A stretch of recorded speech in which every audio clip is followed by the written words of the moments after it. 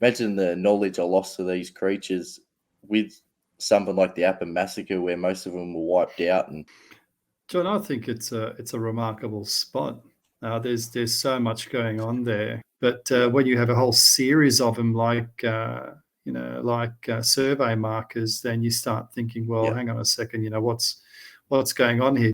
But there is a question though, and I mean this is a crazy theory, but I mean, okay, we're talking about Dogman here and Yowies, but I did actually ask you the question about an extinct marsupial called Thylacoleo carnifex, which was a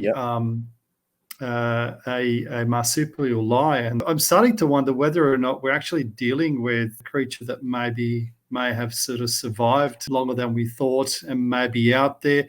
Who knows, maybe has the potential to actually stand up, just like Dogman. And that thing, whatever was moving, it definitely was moving with purpose. There's no doubt about that. Not a lot of people know that there is a lot of UFO. There's been a lot of encounters or sightings in the MacArthur, Wallandilly, in that region.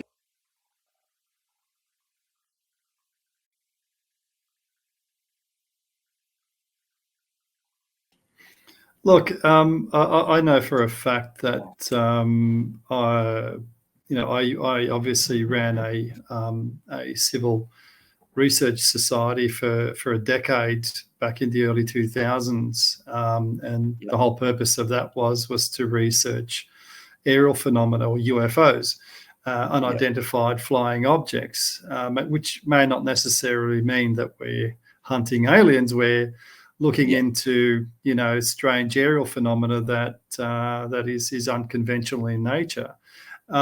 So definitely, well, there was a well-known case back in 2004 that happened in Thelmere where 3 young girls were actually involved. A saucer-shaped craft landed in a paddock not far away from the farmhouse, and these girls lost time as a result after being hit by a beam of light. So, which was obviously emanating from this craft, and it was a really interesting case. And I don't really want to sort of go into it too much, but that obviously happened in that area. So, but look, and it's not too far from Picton, is it? Like it's that's a wild story. I know you've told me about it, and we'll talk about that before we go. But yeah, it is a crazy story, and it's not too far away. And I know I've had family members that have seen odd things in the sky up Oakdale Way and out where is it? Like Appin Way and stuff, like this whole area, like within 40-minute drive, there's so much that goes on that I reckon that might be a spot that's wide open, that you're still in the bush, you're out of the light pollution of the town of Picton and Camden and all that, but it'd be just a good spot. You're over the water, you can look out, you see the sky, and I see weird lights out the back of my house of a night. Like, and I'm in the middle of Camden, you know what I mean? Like, I see it there. Like, being out there, I reckon it'd be an awesome spot. And how do you sort of, if you're going out to do the UFO stuff, is there anything different that you do to actually go out and target looking for signs of UFOs or like the aerial phenomena? I don't know.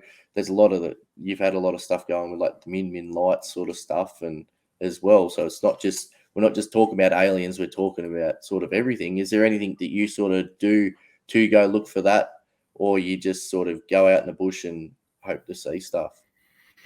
Look, I mean, I definitely look at historical data to guide me. It doesn't necessarily mean that historical data is going to, provide you with a guaranteed sighting, but it does help.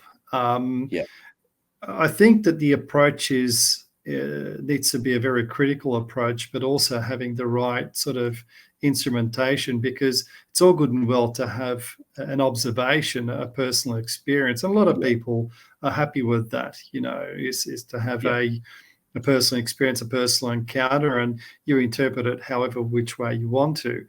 And some people have a very personal, connection to the experience, regardless what it is. But in my instance, because I'm a filmmaker, I tend to sort of take the tools of the trade with me and utilize that to the best possible, to their capacity, I guess. Because if there is an opportunity to sort of see if there's a story there, and to see if there's some kind of interesting connection either to a person or to the environment, then why not try to bring that to light and present that to an audience who is keen on knowing more about what's going on. And I think that the more we pay attention to things like that, the more we can start to understand what we're dealing with. Yeah, exactly. And like I said before, with the Yowies and the Dogman and that, like, I only come forward with what happened to me because I think everyone has the right to know what's out there, and a lot of people like doubt me and stuff like that, and they can do that, and they doubt you with the stuff that you found and you've seen and that as well, and they have every right to do that. But what I'm trying to do is bring this stuff to light for people to know, not to scare them or anything, to just know that there is actually a bit more out there than we know growing up as kids, and that we don't hear about this sort of stuff, and it's a lot out there, and we're finding a lot more, whether it be because technology's got better and we're capturing more stuff, or it's just that maybe it's spreading out into the bush more, and we're like cutting down the forests and everything around it. We're actually moving into creatures or beings locations that we're actually having more encounters. But I think it's more sort of towards the technology side and like the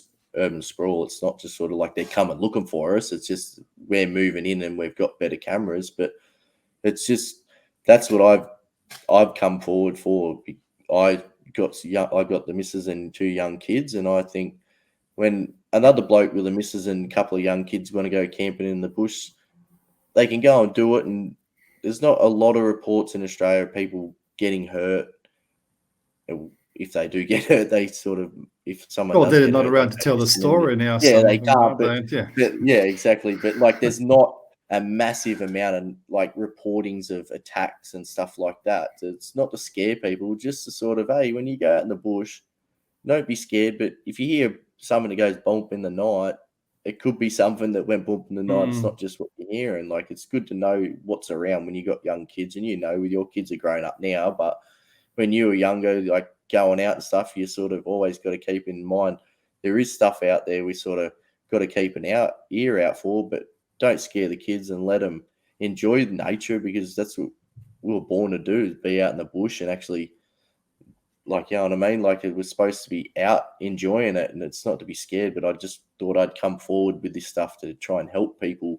Either they've had encounters and sort of doubt themselves, or they've never heard of it. But then when they do go, if they hear something, they go, "Oh, yeah, crap, Johnny mentioned something about that on the internet." Like, it is out there. It's not to be scared of. And it's good the way I just do me stuff on YouTube and that, but the way you do it with your documentaries it's the best way. And you do such a good job with your documentaries, and the way you've done it, it's easy for people to understand and learn from.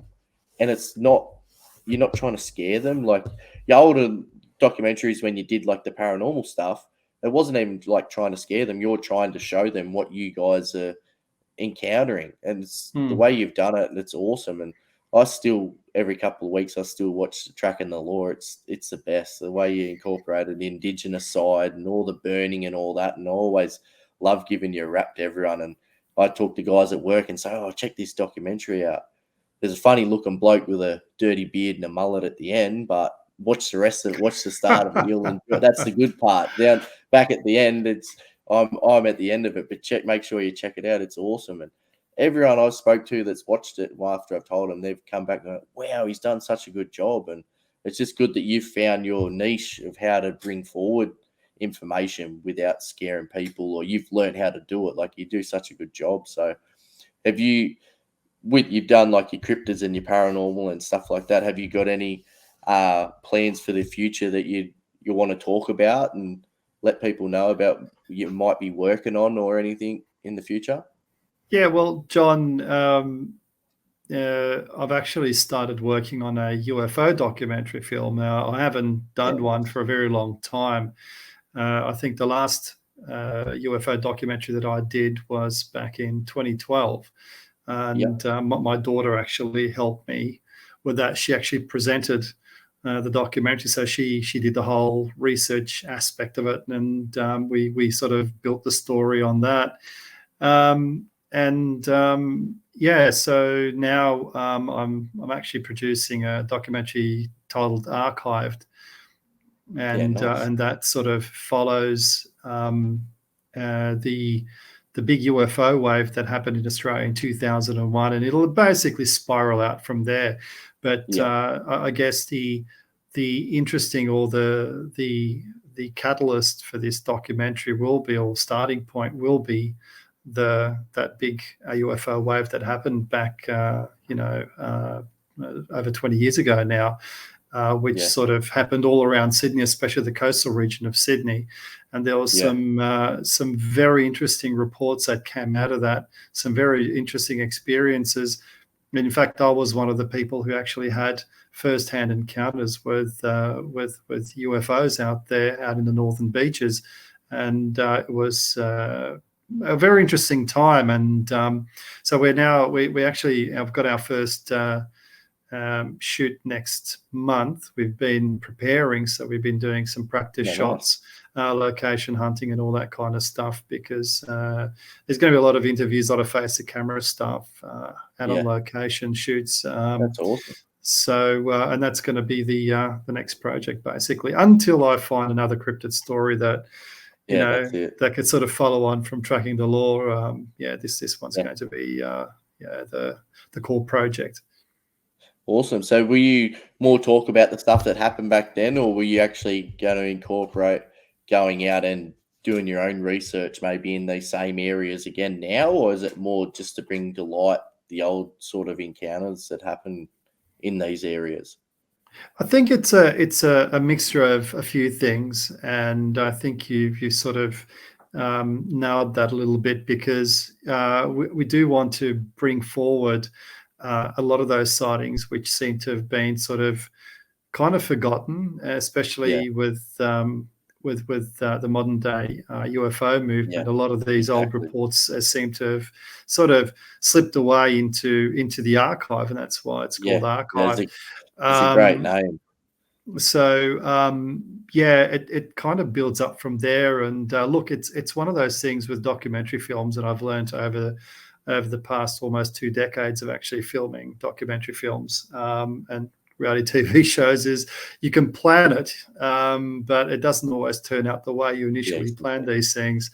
So, and that's what I love about creating documentaries, especially about these particular topics, where your main genre is the unexplained, is that, well, the whole sort of ending and where your journey takes you is kind of very elusive. And so we'll see where it goes. Yeah, that's awesome.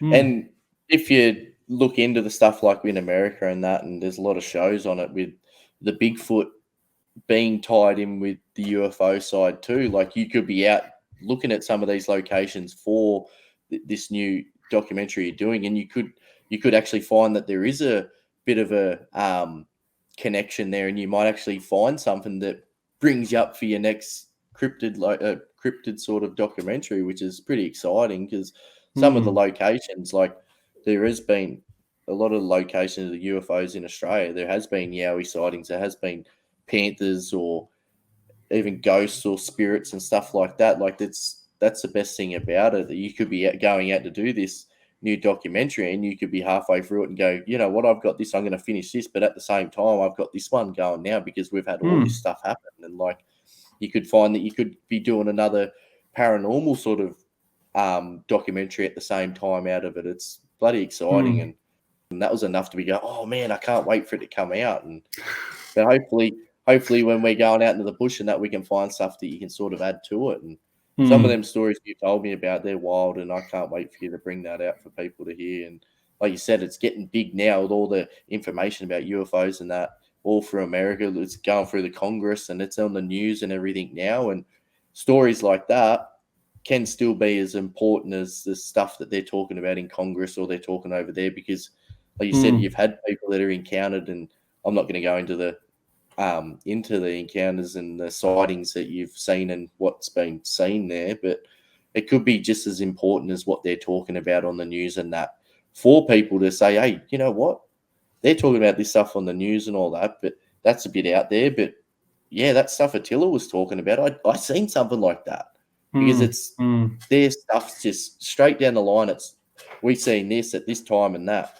Whereas some people see a lot more wild stuff out there that are too afraid to talk about it. So when people like guys like you come out and do this sort of stuff, it's more like you'd be doing the same thing. It's more to help people come out and be able to talk about their experiences with it being cryptids or UFOs or paranormal, like, because there's so much out there that we wouldn't have even heard of yet that you think could be the craziest stuff you've ever heard, and it can't be real at all. But then we sit there and think and go, we've had this stuff happen to us.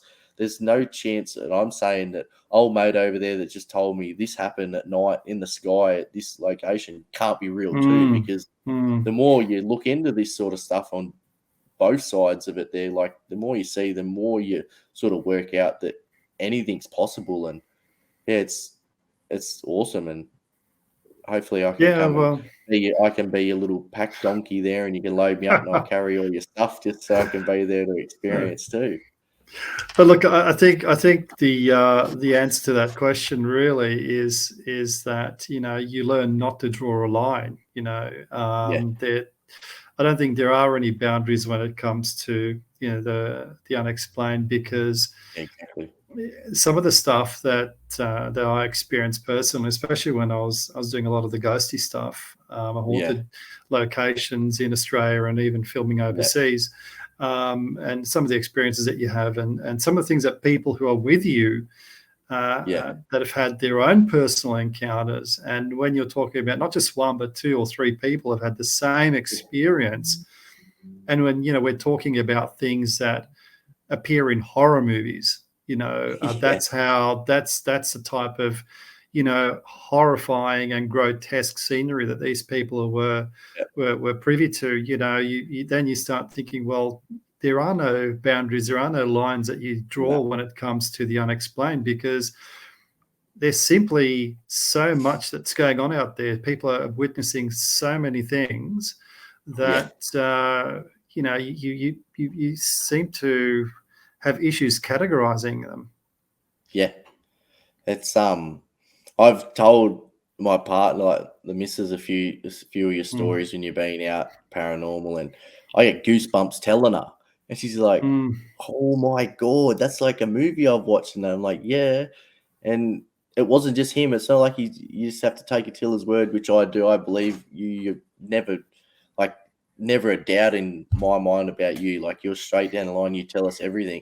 But like, if it wasn't for you to say, you go, no way. But then when you say, oh yeah, I had the wife, my daughter, and my best mate with me at the same time, and you're like, what? Like, it's just it's crazy. And it's like I said, some of it's pretty wild and it's scary and that, but you need to go out and talk to people about it and tell them this is real and they're not crazy. Because imagine how many people in mental homes now thinking they've lost their mind because of something that's happened that wasn't down that straight line, and they're thinking about, like, I'm crazy, it can't be real, and that, and they end up in nut houses over it and that. Whereas something like seeing one of your documentaries or hearing something, we danced, talked about, or anything like that on the internet could be enough to go, you know what, I'm not crazy, but that's probably didn't help too much, but at least now I know I'm not crazy and I don't need to go lock myself up, because there is stuff out there. And I don't doubt that for a second, that there are people who've got you know, had psychic encounters, or even the abilities to actually see, you know, what we would probably refer to as a psychic level, or just a broader visual spectrum that your average human has. And these people get to see a hell of a lot more than what, you know, your average Joe Blow does. And they're institutionalized because they themselves feel that they're losing their mind and they're seeing things that shouldn't be there.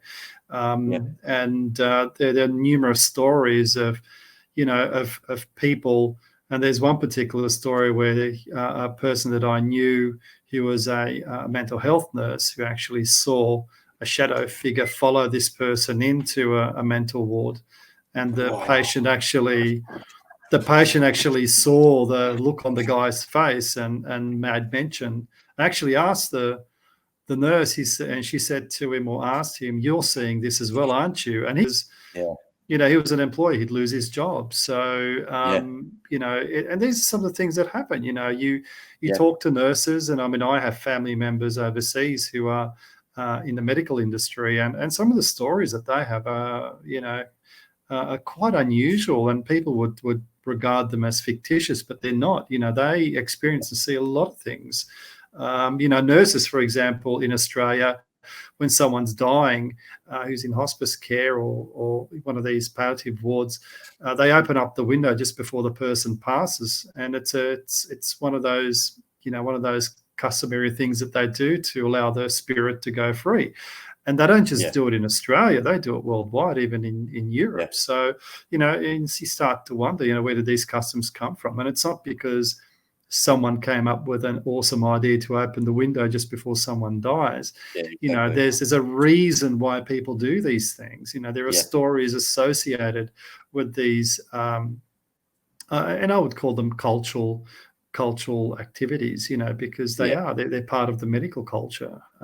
So there are always purposes and reasons why people respond or react to certain things, and it usually comes down to an experience that they had. And that's what's good, like you said, like that sort of stuff.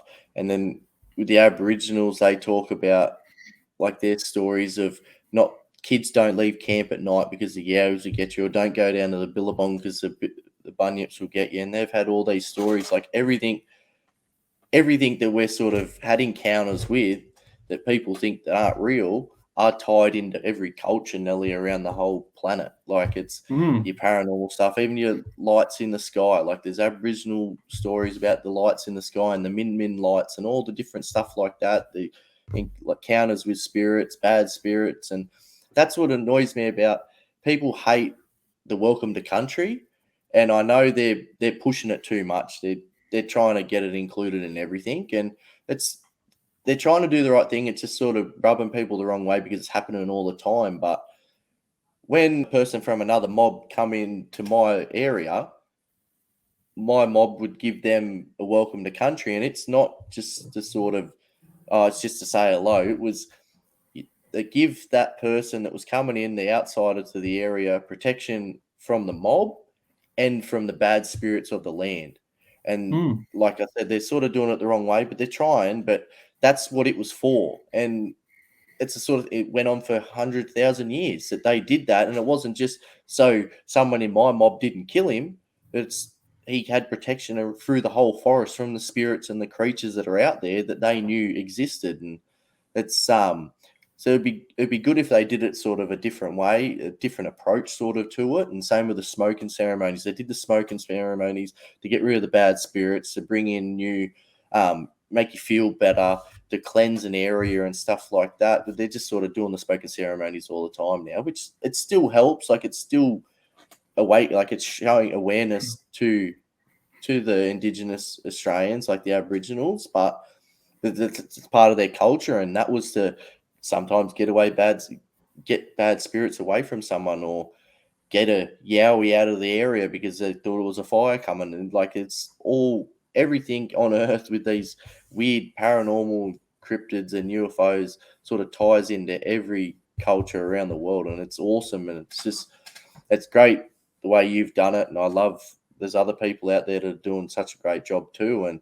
it's good with this spot. Like I said, it's sort of like it's a beacon area that we could be encountering all this stuff, and we don't know what we're going to find out there next time. And makes me really excited to get back there with you guys. And I have fun having stuff happen. It scares the crap out of me sometimes, but I just love getting out there with you guys and sitting down and hearing some of your stories and what's happened to you, or what you've been told by close friends that you trust and you believe. And that's sort of the way you're doing it. You're bringing stuff out to light, and it's going to be so important in the future for all people to know, like this new documentary you're going to do, like how big it is in the world. But it is happening globally, but they still need to know about these small stories that are going on to help people too. So it's bloody awesome, and we could encounter anything out here. And like I said, I've spoken to my elders, and I want to start doing. I'm going to learn. I'm going to get the elders to teach me how to do proper smoking ceremonies and stuff. We can go out there,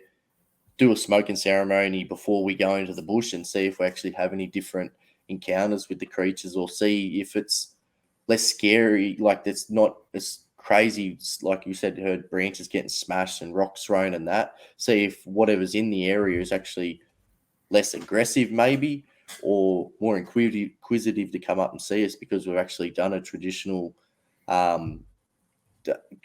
ceremony before going into the bush. And it'd be awesome to get out and do that. And I say you play the didgeridoo. It's awesome. I want to learn to do that too. But it's the sort of thing we can do the smoke ceremony, play the didgeridoo, and sit out there and stare into the bush and stare into the skies. And we can't imagine what we might see out there. And there's a lot of stuff that you've seen and you've spoken about that's out there that's not cryptid or UFO related that we could actually encounter in this location too. And I know the stories of you and Dan when you've been out and seen other odd stuff up in the Blue Mountains.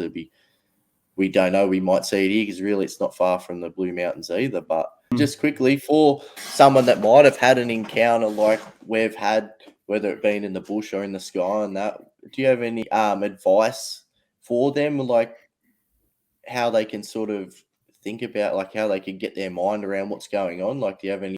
Look, I think keeping a diary of events, I think, is very important, whether they do it as a video diary, get their phone out and just record their own voices and just talk about the experience, I think, 100%. I think that's very important to do that. Or if you're having multiple encounters, or even if you had an encounter, you might think back that, oh, well, when I was 5 or 6 years old, I had an interesting encounter as well, so I might include that. So you just don't know. Once you start diarising or documenting your own experiences, that can actually surface other experiences that you had in the past that you may have forgotten, or just simply, stuck in the back of your subconscious mind. And who knows, maybe with writing it down can actually provoke those old experiences to come forward and think, oh, wow, yeah, well, I remember actually having that. So, yeah, I think so. And look, at the end of the day, it doesn't really matter what people think, because you're the one who had that experience, not the other people who are actually commenting, or, who are people who feel that they need to be judgmental because of your experience. They were the ones that were there. So I think that have the self-respect and respect your encounter and respect the experience. Doesn't matter. It's your interpretation of what actually happened. And the main thing is that you had the experience, and I think that's what's important. Yeah, awesome. Thanks for that, mate. For people that are looking into doing sort of documentaries like you, have you got any advice for them what they could do to sort of get into that? Have you got any courses that they could go and do or anything like that?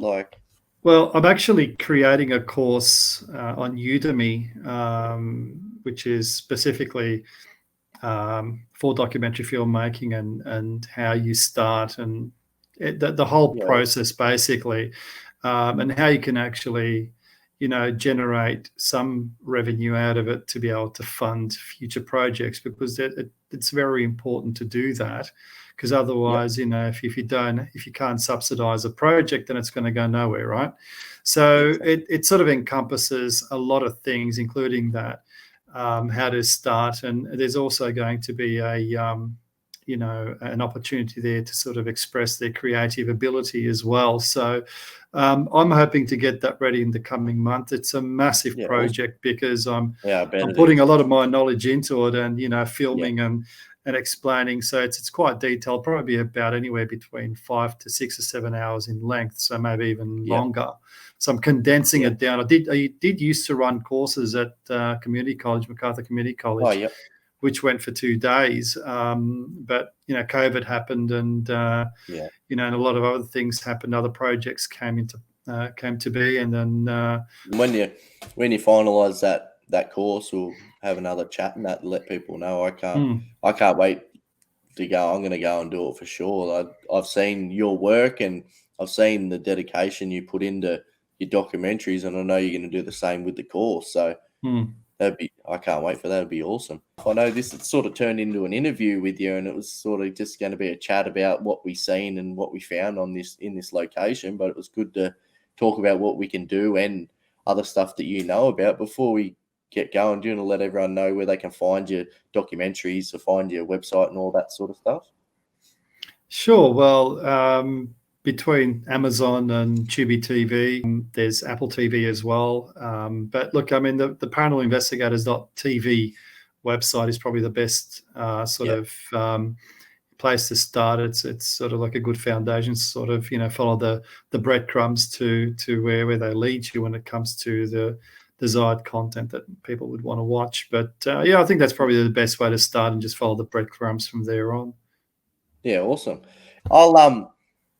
I'll let you go, and thanks heaps to come on and have a chat about this location and no worries. Stories and that we've talked about. It's been heaps good, but once Yowie Dan's come good, we'll try and find another night to have a chat about it all and get him in so we can actually get a bit of his insight into the area and what he might want to do when we go back. No, but so thanks heaps for that, mate. I'll drop it now, but everyone out there, make sure you get out there and check out Attila, check out his content. He does such a good job, and we'll have him on again soon, talk with Yowie Dan about this place.